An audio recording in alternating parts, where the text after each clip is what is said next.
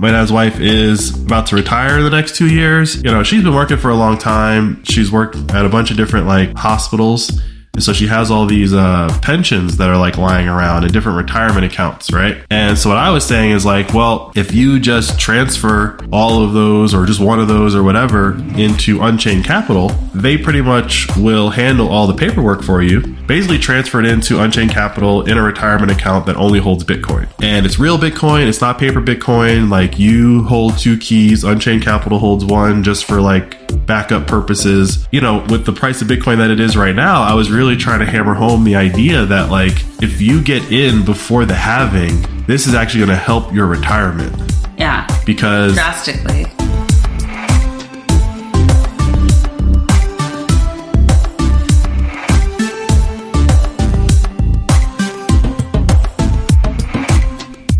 You're listening to the Flirting with Bitcoin podcast. I'm Mandana. I'm Ian. That's Keon. And we're the Receffies. My husband loves Bitcoin, and once a week I let him talk my ear off about it. Yeah, I'm a real cheap date. Cheap maybe, but it's a lot of work. If I'm going to do something, may as well do it the best way possible. And Flirting with Bitcoin is audience funded without ads or sponsors. This ain't your grandma's podcast. This is podcasting 2.0. But we can't do this for free, babe. We have Bitcoin to buy and a new mouth to feed. See? Our son agrees with me. If and when people enjoy the show, they can support us by giving us a review on Apple, Spotify, or wherever they're listening. They can share episodes on their social media, and of course, they can send us some money. Obviously, I prefer Bitcoin, and the best way to send us some is through our 2 favorite apps, Strike and Fountain. Let's explain how that works at the end of the episode for anyone curious. Sure, babe. But I still like real money, and so if you want to support us... Babe, Bitcoin is real money. Sure, but if you want to support us with old school money, go to flirtingwithbitcoin.com and subscribe. We offer monthly and yearly subscriptions that come out to less than $1 an episode. To all our Fountainheads out there, keep making and sharing clips of the show to cash in on our bounty program. Make that money, honey. Y'all ready? Hey, Keon, you ready, baby? Let's go. Hey, Ian. Hey, Mandana. Hola to Spain. Guten Tag, Germany. Hello, Canada. Good day, UK. Hola, Argentina. Hola, Brazil. Buongiorno, Italy. Sawadee, Thailand. Konnichiwa, Japan. And howdy to Texas. Yeah, Japan snuck back into the top 10. So you're back in there, Black Toshi. Konnichiwa. You did it. Yeah, you did it. I don't know what your street game is in Tokyo, but good job. Good job. What time is it, babe? The current time is 791-819, and we're approximately 741 blocks since our last recording. And if I gave you $1, how many acres could I get on sunny Bitcoin Island? Today, you can get 3,655 acres for $1. So not much change. Not a big change. We're obviously the price of Bitcoin, $2, is trading sideways, but but the price of ground beef has gone down. Okay. Just generally or in sats? So yeah, we're always going to talk about it in sats. Okay. When we're talking about these prices. And the reason why I wanted to call this out is because for the listeners who are trying to onboard their significant others, one of the things I think a lot of families are dealing with right now is inflation. You know, I saw an article the other day that was like, while it's not being reported in the news, there are certain things that have gone up like 100%, even in the United States, over the last 3 years. And one of them was ground beef. And so the thing that I like to say to people when I'm out in the streets, you know, talking about Bitcoin is like, what inflation? Everything's going down for me. And so... You love saying that. And people are like, huh? It's a very hard concept to grasp because everyone in the world, for the most part, is so used to relating things to the dollar that it's very hard to realize that there's a different system to measure the price of everything against. And that's why I think we should do these prices at the start of the show. So if we are constantly saying the price of X has gone down, regardless of what you see in the grocery store, if I was living on a Bitcoin standard, it got cheaper for me. Yeah. That's the thing and it's going to take time to like make that mental switch. It will, you know, like it's taken me years, but one of the things I think will help drive that concept home is just constantly saying like it's gone down or it's up a little bit. I feel like over the next 12 to 24 months, you're going to hear us say the prices of all these things are just constantly going down when we're talking about them in Satoshis.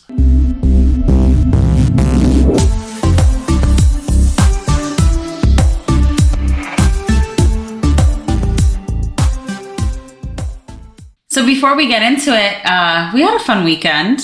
We're still in it. It's Sunday. Yeah, it's still the weekend. It's Memorial Day weekend here in the States. And so it's a 3-day weekend. I'm on maternity leave. Really, most people stop working around like Friday afternoon and everyone gets Monday off. So Aunt's family came up to visit. We got babysitters basically for the weekend. It was great. Yeah, it was great. We had a lot of fun. We took Kian out. I went out twice, stayed out past midnight. It was a little wild of me.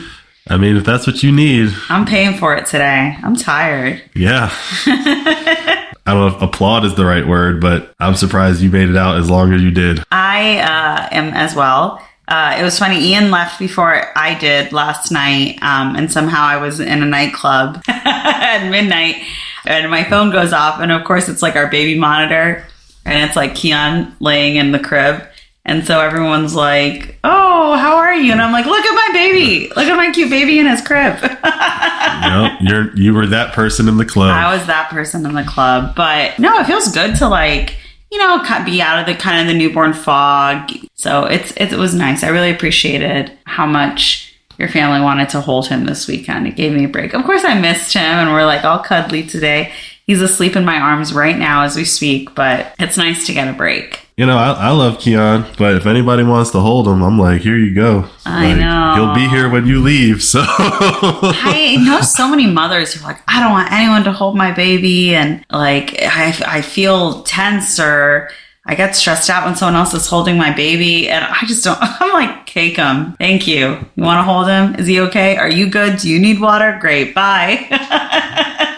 That's how I feel about it. Exactly. Yeah. So he's so delicious. People should enjoy him. So yeah, my parents coming up this weekend and babysitting and or just being grandparents, Yeah, it was them being grandparents and them getting to spend quality bonding time with them, which is really important. It's very interesting having a kid and watching my dad hold my kid. Mm-hmm. I can't really explain it, but there's some very humanistic feeling that happens when you see that. Yeah. Because he was here before. They came up before when he was born, but he was small and he wasn't really moving, He was asleep the whole time. Yeah, but now he's smiling, he's reacting to them, and it's he's slowly becoming a human being, and these are people that you need to kind of know who they are because they're your people. These are your people, yeah. And he seemed to be okay. Some babies don't like to be them. Some babies don't like to be held by other people, but he was just pass me around. I don't care. I'm cool with everybody. He was oh my God, I'm getting so many cuddles this weekend. He loved it. And it was cool because I got to talk to my dad about Bitcoin, especially my dad's wife is about to retire the next 2 years, and just kind of giving her the rundown of, I don't know exactly what your plans are, but I know enough to recommend certain things. And so one of the things that we were talking about was, she's been working for a long time. She's worked at a bunch of different hospitals. And so she has all these pensions that are lying around in different retirement accounts, right? And so what I was saying is well, if you just transfer all of those or just one of those or whatever into Unchained Capital, they pretty much will handle all the paperwork for you, in that they will get all your retirement accounts basically transferred into Unchained Capital in a retirement account that only holds Bitcoin. And it's real Bitcoin. It's not paper Bitcoin. You hold 2 keys. Unchained Capital holds one just for backup purposes. With the price of Bitcoin that it is right now, I was really trying to hammer home the idea that if you get in before the halving, this is actually going to help your retirement. Yeah. Drastically. Because again, I'm not making guarantees on the price appreciation of Bitcoin, but what I am saying is let me explain to you what the halving is so you can see that there's this natural mathematical push on the price of Bitcoin every 4 years. So if you don't need to touch this particular retirement account in your retirement, don't touch it. I'm not of the age of retirement, so there's certain things about retirement that I don't know. Yeah, and I think that was an interesting thing that, we were talking about with them yesterday, is that when we talk about retirement, it's very different. Yeah. It's unfortunately more far off into the future, but it's more immediate for people at their stage of life. And so the decisions that they make, you're a little less informed on how all of the mechanics of that work. Well, the one thing that I didn't know, I knew it, but I forgot, and I was reminded, is that at a certain age, you're forced to withdraw money from your retirement accounts. I can't really speak to whether or not Unchained Capital will force you to sell some of your Bitcoin if you're forced to withdraw from your retirement account, but I imagine that they probably are, because at the end of the day, it's just a retirement account that only holds Bitcoin. So even if you move your money into Unchained Capital, you can't escape that. So you might have to sell a percentage of your Bitcoin. The difference is that... Why sell? Why couldn't you just move it into a cold wallet? Because it's a retirement account. It's not like I just have a wallet with a private key that has a certain amount of Bitcoin in it that nobody knows about. This is a retirement account that's reported to the government. You'll be rolling over other retirement accounts into Unchained Capital. That gets reported to the government. The government knows that you have a retirement account now at Unchained Capital, and they're just going to say, we expect to see a certain amount withdrawn from that account every year once you hit a certain age. You have to sell it as a withdrawal, but what I don't know is that, do you have to convert it into dollars? Yeah. Or do you just have to withdraw a certain amount of Bitcoin? Yeah. That's the part that I don't know. And that's the part when I was saying, like, I recommend Unchained Capital because they have a concierge service. They can answer these type of retirement questions for you that I can't really answer, but I do recommend Unchained Capital for that purpose. And hopefully, they'll go through the process, and by them going through the process, I'll learn more about it and I'll have more to report on that aspect of like Bitcoin retirement. But the part that I was coming back to for like, even if you are forced to withdraw in dollars, it can't stop you from taking those dollars and just buying more Bitcoin, right? That's what I was thinking. Like, okay, fine, I have to withdraw. Cool. In that exact moment, I'll just convert it back to Bitcoin. Exactly. Before Bitcoin even existed and you were forced to withdraw from your retirement account, you were still technically in the system. You sold some Tesla stock and now you have dollars. What do I do with these dollars? Right. Now with Bitcoin, it's like, I can still stay out of the system. Right. So like, they force you to take it out in dollars because they're devaluing the dollars. That's why you're forced to take it out. So if you take it out and put it right back into Bitcoin, it's like, whatever. Yeah. You knew I had it before. Now you could assume that I have it today, but you don't know, because if I buy it again in a different way, it's almost like it disappears as far as like off the government radar of what they can tax you on. Yeah, it'll be interesting how all of that plays out. And if any of our listeners have done this already, let us know. Well, I think like considering the age of Bitcoin and how a lot of people that are approaching retirement basically since 2008, there's a bigger education push that needs to happen towards people who are currently about to retire. Because technically their entire life, they didn't have another option. And so no financial advisor has ever said, have you considered Bitcoin to you their entire careers? Yeah. And no one's ever even explained to them. And chances are their financial advisor is not up to date on Bitcoin. Exactly. The one that they've been using for 30 years. Exactly. And so that's the thing that I think is very interesting, is that like, let's just say, going to use round numbers here. You had $1 million, you had a retirement account that fundamentally you were going to be forced to withdraw $1 million from it, right? Hypothetical situation, but just to use $1 million as the forced amount of money. And you're like, this is cool. It is money that I earned. I want to hold on to it. What do I do with it? And before Bitcoin, you had a lot of different options, but probably the most sustainable option would be to buy land, right? Like that was probably the most equivalent to Bitcoin at the time. We even say acres instead of Satoshis as like a joke, right? So like land was probably the most equivalent, because if you go buy raw land that's not developed, it's not a farm or whatever, and you just sit on it, you're going to have to pay taxes on it, but your taxes are going to be like less than 1%. But as you develop the land, it accrues more value, and so they'll increase the taxes on it. So if you wanted to hold on to your $1 million for like another 10 years, even if you bought land, you're still going to get taxed at a certain rate that's going to force you to have to come up with some money every year. It's just a more complicated option. Well, the point that I'm getting at is like, before Bitcoin, there was nowhere you could park your money that had zero maintenance cost. Right. Now with Bitcoin, there's this option you can execute on that says, I can park my money here. There's zero maintenance cost. Zero. Unchained Capital doesn't charge you? Unchained Capital will charge you because they're a business, but that's not the government forcing you to pay Unchained Capital. True, that's true. You could just put it in a wallet and just put the keys somewhere and just be like, that's going to sit. Which will likely be the future of this whole business. I mean, so I think people are like, listening to Flirting with Bitcoin podcast, listen to our latest episode before this and learned how to secure their Bitcoin. That is an option, I think, for people that have a small amount of Bitcoin. The problem with saying a small amount of Bitcoin is that as time goes on, a small amount of Bitcoin is going to become a smaller and smaller number, right? So like today, if you have like one Bitcoin, yeah, you could secure one Bitcoin by yourself on your private key with your own node and put the keys in your safe. In 20 years, having one Bitcoin, you're probably going to want something like Unchained Capital.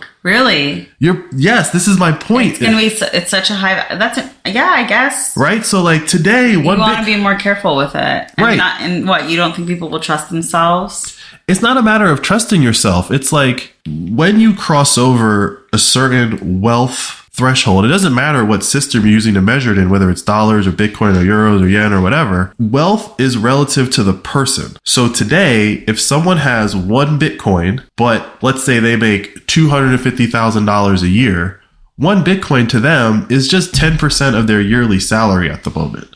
Right. So they might not think of that as wealth. But if you're somebody who makes $25,000 a year and you have one Bitcoin, that Bitcoin is your wealth. Right. So it's all relative to the person. The second level of like relative wealth is relative to the world. And so in America, $25,000, it's wealth to a large number of people in the bottom half of the country. But for the other upper half of the country, it's like $25,000 is nothing. That some people walk around with that in their Venmo account. Jeez. Like I know a guy who had like $20,000 in his Venmo account because he was renting out an apartment in New York City and he was just collecting the rent through Venmo and he never spent it. He never touched the money. He didn't care. But with Bitcoin, it's possible to acquire a Bitcoin today. In 20 years, it is probably going to be impossible for most people to acquire a Bitcoin in their lifetime. And at that point, in 20 years? Yes. That's your guess? All right. Yes. Like I'm willing to bet that, how people say, oh, I knew about it when it was $1. I wish I would have bought. Right. That's like the whole thing. Right. The new topic will be like, yeah. Everyone that's like 60 knew about Bitcoin and had a chance to buy it. Yeah. Right. But the new story will be, I know a guy who has one Bitcoin. So you said 20 years? 20 years. What do you want to bet? What do you want to bet? If you're wrong, you have to go to a nightclub with me. In 20 years? Yes. If I'm wrong, I have to go to a nightclub with you in 20 years. Bottle service. And you have to dance with me all night. I'll be 60 years old. Keon will be 20. Oh, Keon's coming. I'm not going to the club with my child. That's not, sorry. That's going to hurt too much. No, deal. So you said in 20 years, one Bitcoin will be how much? I'm not picking a number. I'm saying that in 20 years, it will be impossible to acquire one Bitcoin in your lifetime. Okay. And then what do you want if you're right? I mean, if I'm right, then I've already won. Yeah. I won. I won earlier. Like either way, I'm winning. Yeah. But no, the point that I'm driving. That's like literally the only thing you will not do. He's a very good husband. He doesn't usually anything I ask within reason, but like, yeah, with the within reason asterisk is I'm not going to a nightclub, babe. Last night he was like, thanks for the lovely dinner, I'm going home. And everyone was like, where's your husband? And I was like, he left, he's home. I'm going home to play with my baby.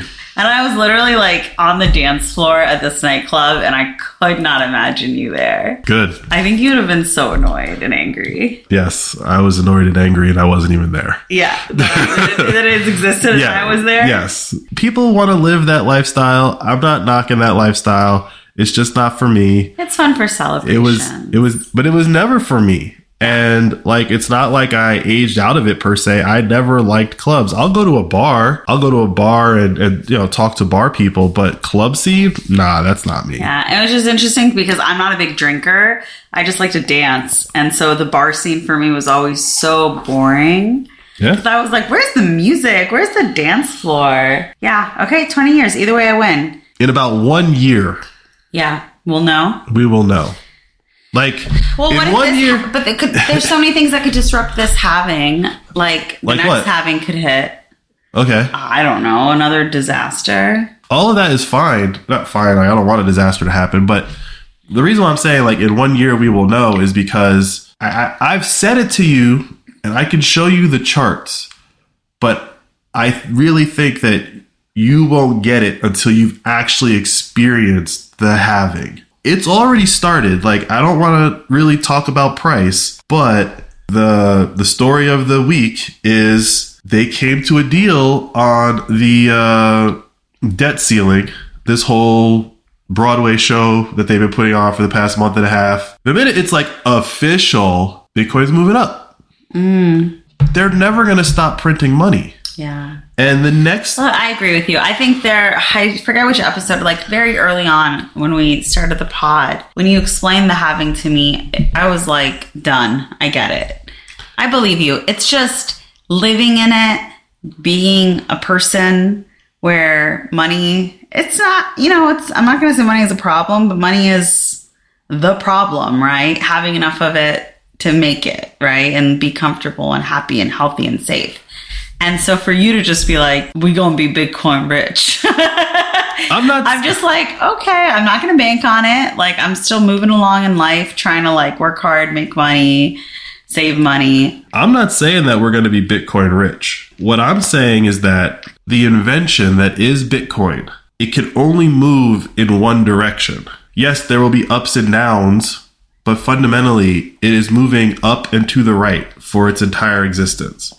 And that's because on top of Bitcoin having a like monetary value that we all relate to whatever currency we've been using our entire life, whether it's the euro, the yen, the pound, whatever, the dollar, right? That's what we see. Fundamentally, Bitcoin is giving us a way to measure human output. And to your point, yes, we could have like some major events that happen that will diminish human output, right? World War III would be a good example of that, right? After World War II, people got together and decided that they were going to like print all this money and create new rules, basically change the rules. That's why they fought the war. Everyone wanted to set new rules for how we all interact with one another. You could fight World War III, 4, 5, and 6. It's not going to stop the fact that Bitcoin works a certain way.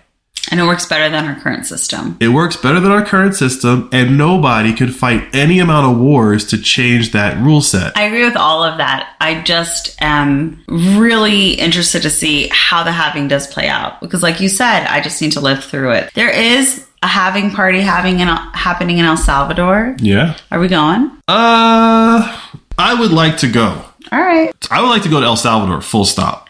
To just actually experience it. Just like I'm saying to you about the halving, it's like I would like to experience El Salvador. Would I like to go to the halving party in El Salvador? Yes, I would like to go to the halving party in El Salvador that's happening next year. But I do have one hesitation. I know. There's got to be, because I said let's book it. Well, my one hesitation is that I honestly believe that this might be the worst time to go to a halving party in El Salvador. Why? Because this is the year, this is the halving that I believe the powers that be are going to really try to scare people away from Bitcoin. Oh. Because Bitcoin is the antithesis of what they are trying to do. A halving party in El Salvador, in my opinion, is like a target for like, okay, what if and I'm not saying I want this to happen or that it will happen, but like, I know you're very risk averse. They have been shipping criminals into El Salvador for decades. This is what Bukele has been cleaning up. He hasn't cleaned it all up. Yeah. If they ever wanted to make an example of like, we're still in your country and operating, I think some crazy event at a Bitcoin halving party in El Salvador is a perfect target to scare people away, not only from El Salvador, but from Bitcoin and all that fun stuff, because that would be all over the news. And it would be a great distraction from the ridiculousness that's happening in Ukraine and Russia right now. So, like, I think that this might be the one to not go to. All right. You convinced me we're not going. But that's just my defense mechanism kicking in of, like, how crazy are these people to try to scare people away from Bitcoin. And, like all these, tech people just show up dead. Crypto people show up dead. I mean, there's that. Conspiracy theories around that. John McAfee was like the first big guy to kind of just show up dead after like praising Bitcoin. But I really think that like certain organizations, World Economic Forum and CBDCs and all that stuff that's happening right now, it's all the same group. They sound like they're different things, but it's all the same group of people that are they see what's happening. They see that the fiat system is collapsing. They're trying to prop up another system so that they can stay in power. And there's this thing now that says, well, we don't need a new system from you guys. We could just use this system. The more people believe in that new system, the more aggressive I think these people are going to get. And the fact that El Salvador has made it legal tender, they are so focused on El Salvador right now. Like there was a soccer event or something, and there was a stampede or something, and people got trampled. That was in the news for like a week. I didn't see it, but okay. Well, if you're in the like El Salvador, like if you're a person that's paying attention to El Salvador, what was the one headline I saw that was like ridiculous? Somehow they managed to work Bitcoin into the headline of the Stampede Bitcoin country has right? Yeah. That's what I'm saying is like any chance they get to throw Bitcoin onto a negative event and then push it out into the world like they do. So I think a halving party, red wedding at a halving party, like that would just, no. All right. Never mind. But that's just me. Like, again, I think these people are crazy. I think they would do something like that. So that's why I don't want to go. I hope nothing happens. Nothing probably will happen. And then I'll go to the next one. Sounds like a plan.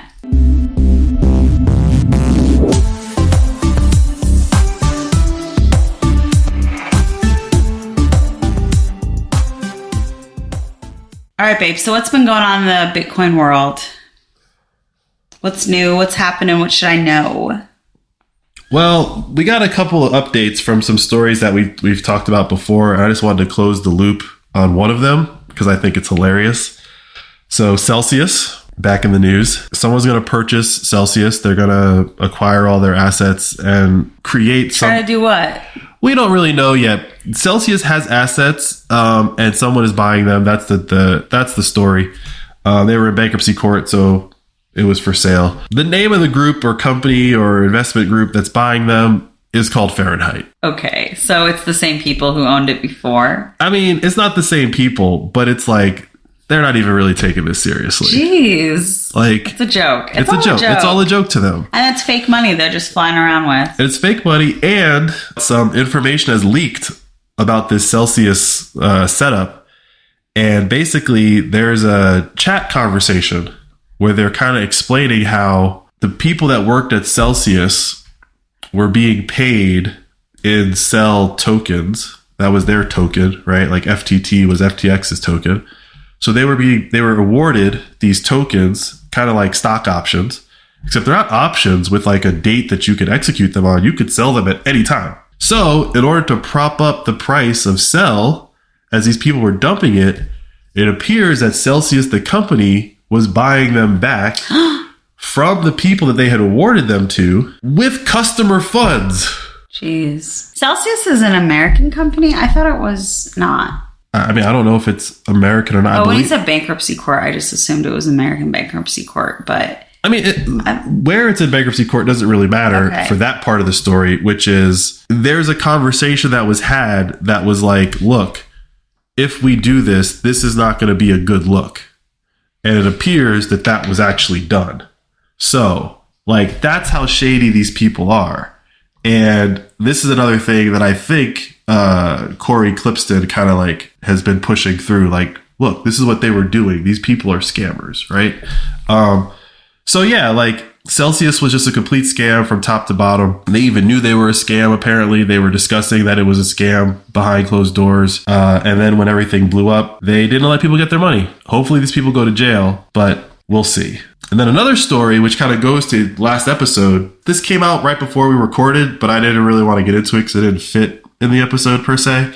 So last year we talked about Tornado Cash. Refresh my memory. A developer for Tornado Cash was arrested. Oh, yeah. And it was like, well, what are the charges and what's really going on here, right? Well, he was alleged to be doing these things through what's called chain analysis. And we talked about this a little bit yesterday, which is like you want to use Whirlpool or CoinJoin to break that chain analysis so that they can't track like where your Bitcoin's going. It's not that they can't track it. Chain analysis is totally based off of probability. So as the Bitcoin moves through the Bitcoin blockchain, there's a probability that that Bitcoin is yours as we're tracing it. So what Whirlpool and CoinJoin do is that they really just destroy that probability. If you want to continue assuming that that's me, that's just you making an assumption. You're totally skewing your probabilities at that point. Okay. I'll just read you like the first paragraph here to give you like what's going on. So lawyers for Tornado Cash have disputed the evidence purporting to prove links to criminal money. And what they're basically saying is that this chain analysis is weak. Yeah. And that even if you are applying chain analysis, like this doesn't really prove anything. You're just saying there's a probability that my client has done this. It's so interesting. It's like eyewitness testimony. There's so much evidence now that eyewitness testimony is so incredibly biased and inaccurate. Yep. This is like probably that same progression that's like you guys immediately just assumed that this is enough evidence to like convict someone of something or to correlate two things together. Yeah, hopefully they can't. I don't know. Do you think this guy's guilty? As I said in the previous episodes, I don't think this was about money laundering. I think this was about, can we put some FUD into the ecosystem? And scared developers. And scared developers, because like it did have a chilling effect, right? Like this is open source software. And now you're saying that the creator of open source software is going to get charged for crimes that someone else used their free software that they gave away to commit. You were spooked by it. I mean, as I recall. It's a very chilling precedent. Like, as we said yesterday, or in our last episode, when you were asking about Sparrow Wallet, and you were like, well, what's his business model? How is he making money? And I'm like, it's free open source software. Yeah. Now, if it turns out that Pablo Escobar was running his entire drug empire using a Sparrow Wallet, and they go after the Sparrow Wallet developer saying you were helping Pablo Escobar, that's basically what this Tornado Cash thing is equivalent to.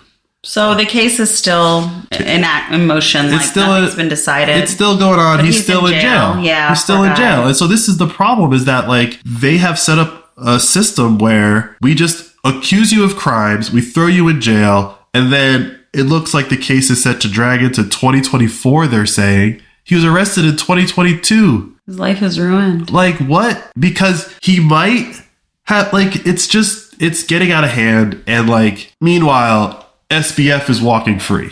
Is he really? He's out on bail. Wow. He's out on bail. This guy was freed to await trial, but he was not like out of jail as fast as SBF was. SBF, obvious criminal activity, or he's going to go to court to see how little punishment he's going to get. But it's obvious criminal activity. You don't just lose $10 billion and throw your hands in the air and go, I don't know what happened, right?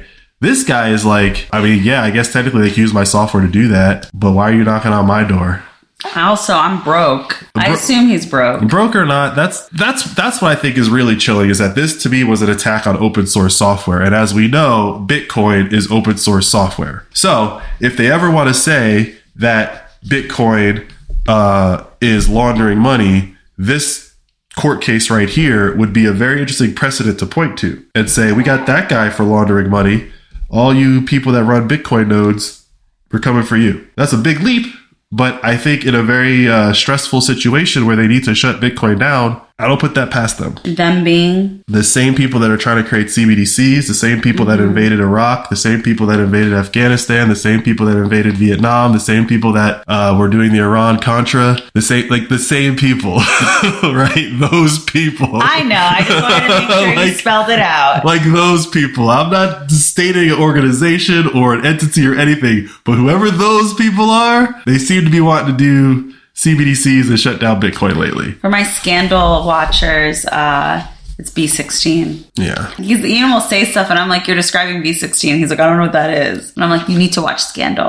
But I don't. You don't need to, because I did it for you. I don't need to watch Scandal because Scandal is just based off of real life, and I know what's going on in real life, not a well-scripted show. I just checked. I kept saying B16, but I think it's actually B13. But either way, like, If you watch Scandal, like B13 is the secret covert government organization that like controls everything that happens in the world, which I like fully believe exists through a network around the world. There are people that control everything, and our elected leaders have like very little power. I mean, I don't know the whole plot line of Scandal, but I will say is that it's very scandalous.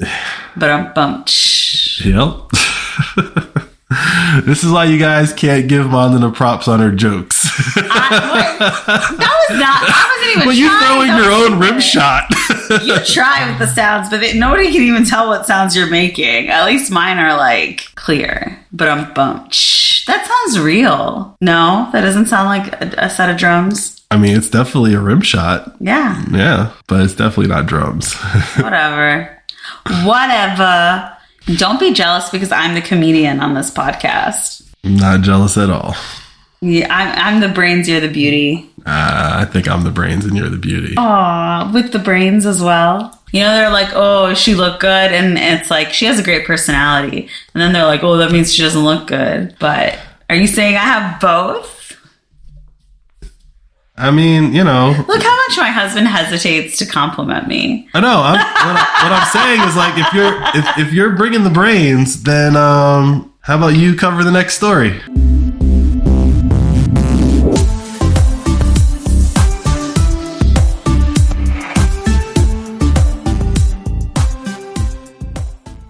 FWB is in alpha testing. What does that mean? That means something is available for the public to test. Yeah, but what's FWB? FWB is... We've talked about this on this show. It lets builders and protocol pioneers test federations. Okay. Oh, what's a federation, babe? A federation aims to be the first federally operating system that empowers peoples to collaborate within their communities to take control of their money with data and their digital lives while protecting user privacy and autonomy. That's what a federation is? Or is that what FWB is? You know, I don't.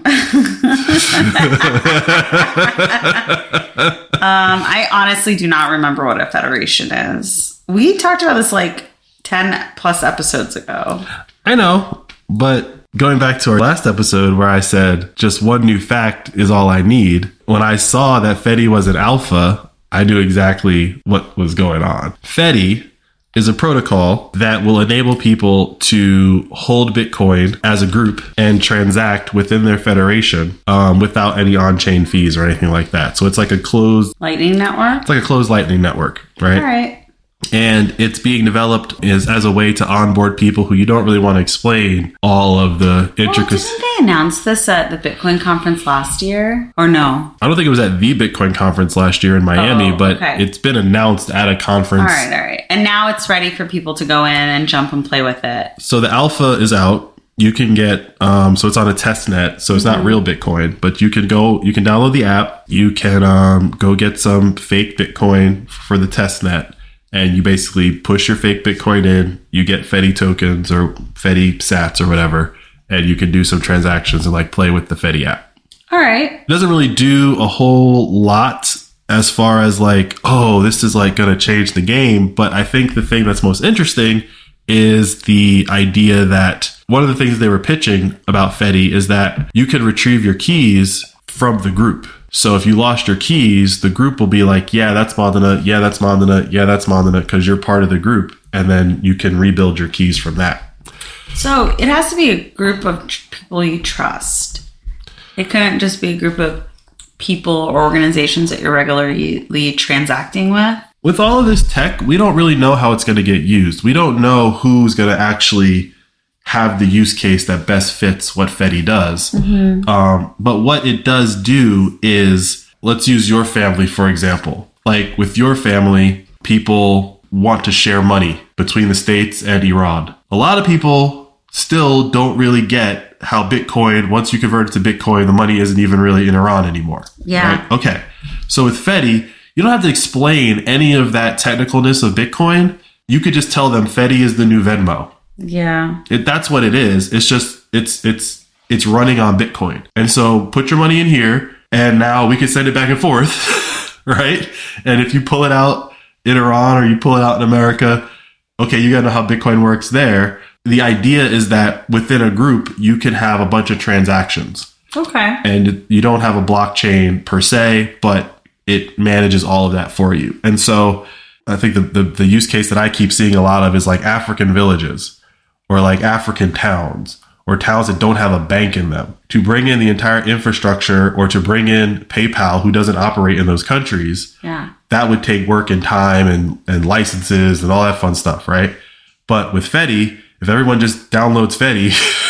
like all of their marketplace transactions could be on there. All right, well, that's cool. And so you're excited about this? I mean, it's in alpha testing, which is cool. You know, they've been talking about it for a while, but I actually have an app on my phone now that I can use and play with. I'm really talking about Fedi because I can't really think of a use case that would serve me personally, but I think people should know about it so that if it does fit a use case that they have with their Bitcoin understanding at where they are, like you should look into it. It's very interesting. And the big thing for it is that everyone can make like their own personal Venmo network almost. That's what a federation is. Yeah. I was thinking like there's this app called Split Me or something. It's for like when you do group trips. Yep. Everyone pays for different stuff and then they kind of settle up at the end and pay each other. I feel like Fedi would work for that. I mean, if those people want Bitcoin. Yeah, exactly. With the assumption that you're operating in Bitcoin instead of dollars. So that's the thing about all of these group trips in El Salvador. If you're doing a group trip in El Salvador, like hopefully you guys are pretty knowledgeable Bitcoiners and know how to settle up with like Lightning. That's true. Right? So like Fedi is for people that don't understand what Bitcoin versus Lightning versus on-chain versus... Right. So like, then maybe this becomes kind of obsolete eventually if Lightning really does take off, which it has. I don't think so. I think we're going to need something like Fedi. It might not be Fedi, but I think we're going to need something like Fedi to onboard the next billion people. Okay. Right. Like people eyes glaze over when you try to explain to them the difference between Bitcoin on-chain, Bitcoin Lightning, and then Fedi. It's true. You're right. I forget how much I know. But like, if you were just to convince everybody, oh, there's a new Venmo called Fedi that works in every country, but you need Bitcoin to get in. Okay, I'll get a little bit of Bitcoin and then I'll get in. Cool. Like, it's very simplistic, right? But it relies on you having some Bitcoin. You can't just bring fiat to it. Whereas Venmo, you deposit dollars, right? But no, I think that something like Fedi is what we're going to need to onboard the next billion people because they're just not going to understand the different layers. You know, like the internet existed, but it took a browser for people to actually get on the internet. Yeah, you're right. People aren't as smart and beautiful as me. Exactly. Bringing you right back around. Yeah, exactly. Yeah.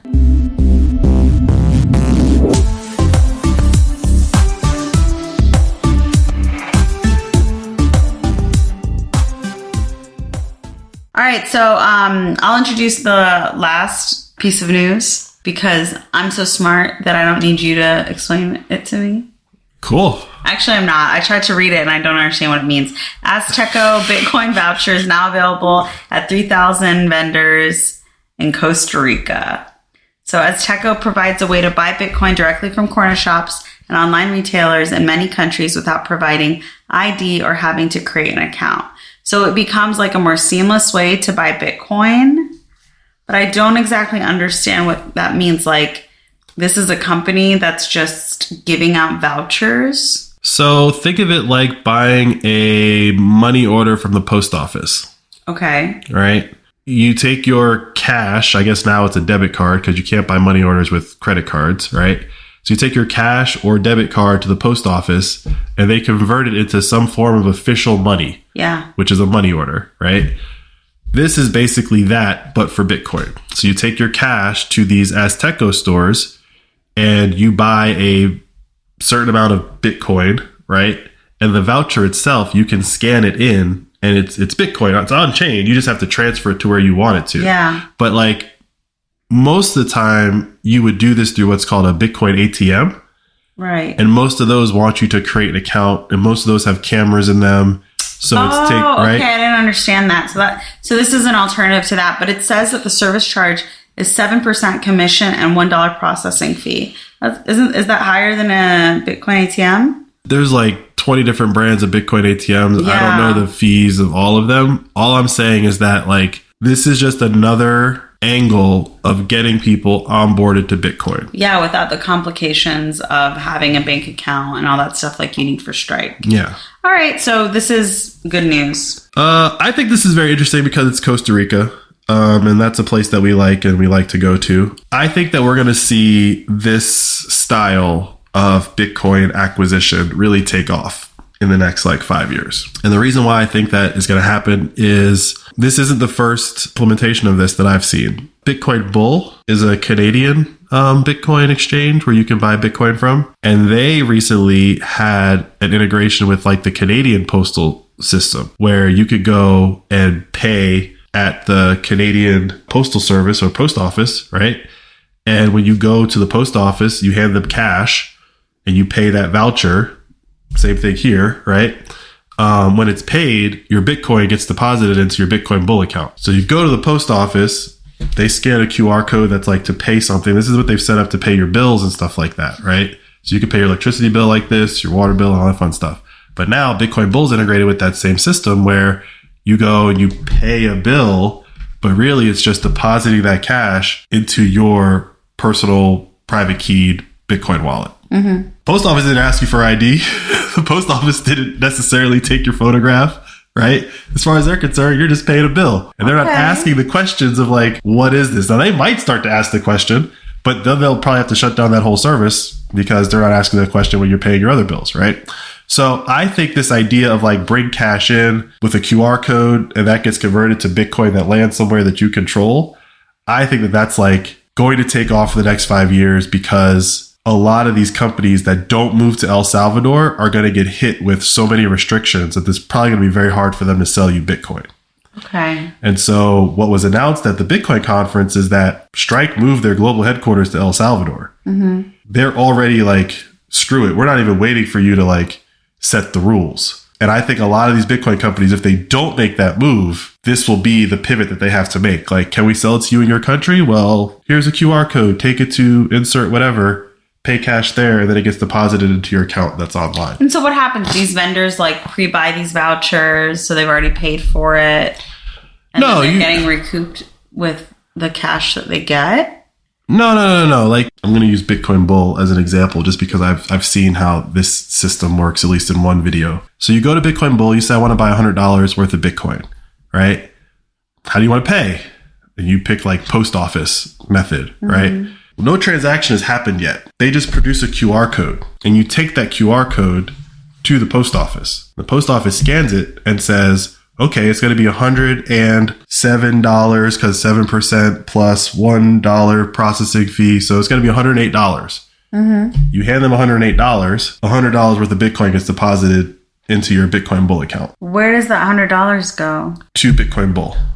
They then send it over to them? Yes. Okay. So you can pay bills like this, right? You get your Pepco bill. You could go to post offices, I believe, at least with Pepco, to pay your Pepco bill. You can pay your Pepco bill at grocery stores, I believe, right? Okay. But the way that it works is that when they scan it, it's just a charge. They're just processing for Pepco. Okay. Right? This is a bill pay system. Okay. And they've just... I think, the system is just not one that I'm very familiar with. So I just don't understand how that gap gets closed when like the vendor gets the cash. Yeah, how does it get to the company that's giving you the Bitcoin? It's a bill pay system. So like they've already worked that out. They're just collecting the money on behalf of someone. And that's where that processing fee and dollar comes in. Is that that's what they get, right? You know, when Bernie Sanders was talking about like turning all the post offices into local banks, right? That was like one of his things. Turn the post offices into local Bitcoin ATMs and just let everybody who wants to sell Bitcoin or be a Bitcoin company just create an open protocol system where anyone can do that. Anyone can take a voucher to a post office. They scan it. You buy your Bitcoin and it gets deposited to Strike or Coinbase or Swan or wherever you got that QR code from. Just do that. Done. But they're not gonna. They're gonna fight that instead, right? But maybe they won't. when we have like hyperinflation and they want everyone to trade in all their cash. I don't know. We'll see. But it does take cash out of the system. Which you love. I mean, I don't love taking cash out of the system per se. I think that if your choice is holding cash, i.e. US dollars, euros, yen, versus holding Bitcoin, if it's over 4 years or 5 years, like why would you hold it in dollars if you understand what the halving is? Like if it's money you plan to hold for 5 years, especially today, in 5 years, there's going to be 2 halvings. And if you understand what the halving is, it's like, okay, maybe I'll put it in a savings account and get like 2% interest. Or as one of my friends recently said, I need to buy some Bitcoin because I need it to double so I can like pay my tax bill. It's not necessarily a gamble, but like historically for the last 13 years, Bitcoin has gone up 100% every year except for 2 years. So like you could take your 1-2% interest on your bank account, or you can put it in Bitcoin if it's 5 years, and on average, you'll get 100% gains every year. Well, I'm definitely putting it into Bitcoin.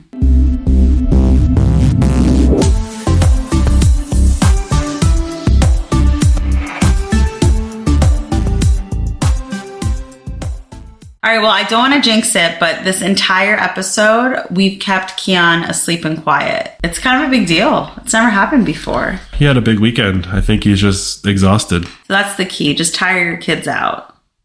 Yeah, or just don't let them sleep. That's true. I kept him awake earlier this morning so we could say goodbye to your parents. Obviously, they're visiting. They wanted to play with him. Like, he didn't get a lot of naps the past couple of days. Not as many as he usually gets. Yeah, that's true. I'm always trying to put him to sleep when it's just him and me. You know, the fact that he slept through the episode is great, you know, but even if he is awake, like, we figure it out. We edit it out and we keep the cute parts. We make it work. But it was nice to be able to, like, sit and do, like, a whole recording without having to stop because of a screaming break or a diaper change. Sometimes I have to feed Keon during the episodes, which just feels weird. So I'm glad that didn't happen this time. I just feel like we're crushing parenthood. Crushing the pod. The pod's doing really well. This is one of our biggest weeks. This is our biggest week. Last week was our biggest week. This is our biggest week after that. And for the first time, our Apple listeners are below 20%. Like, everyone listens to us on Fountain. It's all Fountain listeners. That's so great. It's all Fountain heads. Fountainheads in the building. And I'm starting to equate that those Apple listeners to like our friends and family that we kind of convinced to listen in the very beginning. Well, I'm glad they're still listening. But yeah. It's shocking that like literally everyone who listens to us is on Fountain. I have to admit, like, I listen to podcasts on Fountain, but sometimes I'm just like listening to it on the other apps, and I'm like too lazy to switch over. So I get it. And I'm like, why am I doing this? I could be making some sats, but... The cool thing is that you don't have to just listen on Fountain. There's another app. I keep forgetting to mention this, but this is probably a good place to bring it up. There's another app called Breeze, and they have a podcasting section to their app where you can listen, you can send boosts, but you can't earn sats from listening there. So, like, that's the trade-off. But there's a couple of other apps that are coming out that they all work on the Podcasting 2.0 infrastructure. So like if you listen to our podcast on Breeze, you can still send us boosts. I think someone actually did. I know for a fact one person. Okay, so I should download it so I can respond. No. All the comments come into Fountain. Oh. We got the comment in Fountain, but when I was looking a little bit deeper, it said from Breeze. Oh, yeah. Interesting. This is what a protocol and interoperability gives you. Okay. So Fountain's special sauce is that you can earn sats from listening. Oh. But people could just all be listening to us on Breeze had no idea. And sending us sats and boosting. Breeze heads. Yeah. I'll think of something better. I'm better than that. I apologize. I apologize to the Breeze listeners. I know for a fact there's one because they sent us a boost, and that's how I know for a fact there's one. Breeze is one, and then there's another one that I don't think is really out yet, but when it does come out, like I'll talk about it a little bit more. But a lot of people who kind of thought that the podcasting had been captured by Apple and Spotify, and it's like, how are we going to out-innovate those behemoths? Now there's like this new angle that you can come at, which is podcasting 2.0, more interactive features with your listeners, the value for value concept. I'm sure it was recorded, so you can listen to the recording, but Fountain did a Spaces the other day on Twitter with the Orange Pill app, which is like find local Bitcoiners in your area and link up to do stuff. Oh, cool. Kind of app or whatever. It's not a dating app, is it? It is kind of a date. It's kind of a dating app. Okay, we love a dating app. We met on a dating app. It has its origins in like trying to create a Bitcoiner dating app, and it's kind of evolved into the Bitcoiner social layer. All right. Right. Yeah. It evolved into what was needed more. Yeah. And so the other day they did a Spaces on Twitter, and they were talking about the social layer of Bitcoin and how things like Fountain app really contribute to it. Like now podcasters can have this interactivity with their listeners. Orange Pill app is running a ad on Fountain the next 30 days.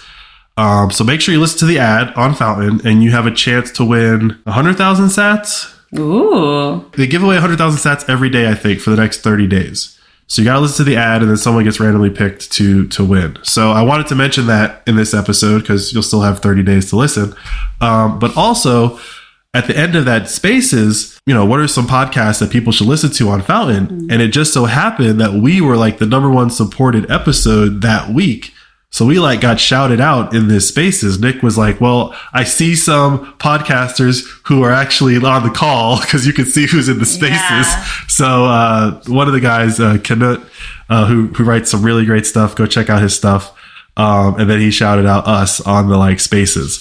So that was kind of cool. And it just was really cool that like we were the #1 supported episode. Really cool. The week of that particular. Yeah, shout out to our top boost ever. Shout out to Oi. We for the ladies. We for the ladies. But yeah, so like this podcasting 2.0 thing is really changing the game. I was trying to explain this to somebody the other day. Most of our listeners are on Fountain, as I've said. But if you listen to us on Fountain and you interact with us on Fountain, our podcast, from what I can tell on Fountain, is one of the more interactive comment sections. So like there's a lot of Bitcoin podcasts that are on Fountain. And if you want to send Bitcoin to your favorite Bitcoin podcast, you can. I don't see a lot of those Bitcoiners responding in the comments. Oh, that's a shame. This is something that I've noticed. Like I see a lot of people boosting episodes of shows that I listen to, and I see a lot of people leaving comments on shows that I listen to as well. But I don't see any responses from the hosts of the shows on Fountain. And so we are a very active podcast on Fountain because we've basically focused all of our energy on Fountain.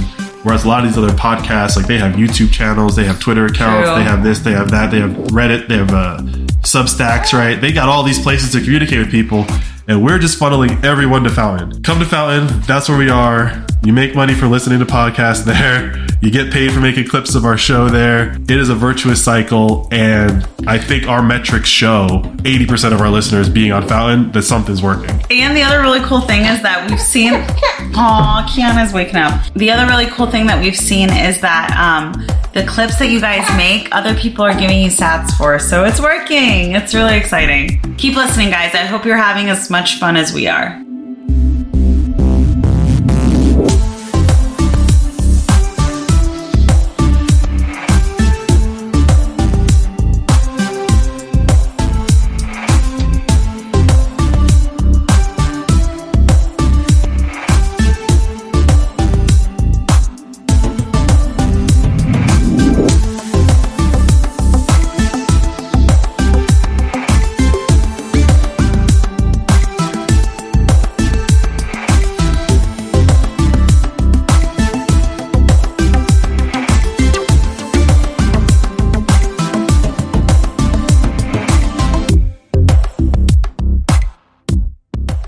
Hey, thanks for listening to the show. Now let's get you set up on Fountain so you can start earning money simply by listening to podcasts. It's time to join the Fountainhead Nation. Go to fountain.fm to download the app onto your phone. Once you've installed the app and have set up your account, search for Flirting with Bitcoin and follow us. You should also be able to find and follow every other podcast you listen to as well. Listen to our show and episodes from your other favorite podcasts to earn your first sats, which are fractions of a Bitcoin. And keep an eye out for our promoted episodes on Fountain's homepage. We promote every episode so you can earn up to 100 sats just for listening. Yeah, that's right. Your attention's valuable to us. You're not just a set of earballs we've collected for advertisers. You can use the sats you've earned to send us a boost, which is like a little payment with a message. We are very active and respond to almost all the boosts we get. Every episode, we also give a shout out to the top boosters from the previous episode. And if you want to support us or other podcasters with more sats than you earn, you can top up your Fountain wallet with a bank card or a Lightning transfer from apps like Strike or Cash App. The easiest way to learn is to just get started. If you have any trouble or questions, go to support.fountain.fm. The team is extremely helpful and responsive. That's it. Now you're all set up for Podcasting 2.0.